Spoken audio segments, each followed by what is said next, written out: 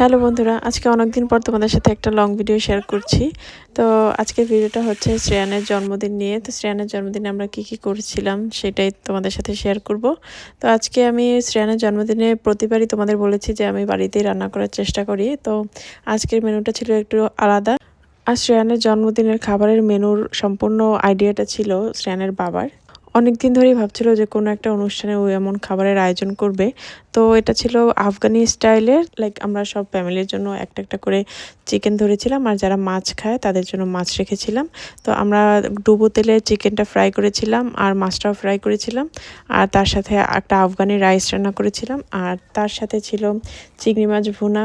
তার সাথে ছিল আমাদের বাগানের টাটকা শাকসবজি, যেমন শসা, কিরাই, টমেটো, গাজর আর লেটুস দিয়ে স্যালাড। সাথে ছিল আমার হাতে বানানো পুডিং আর কেক। তারপর সন্ধ্যার দিকে আমাদের সব গেস্টরা চলে এসেছিল।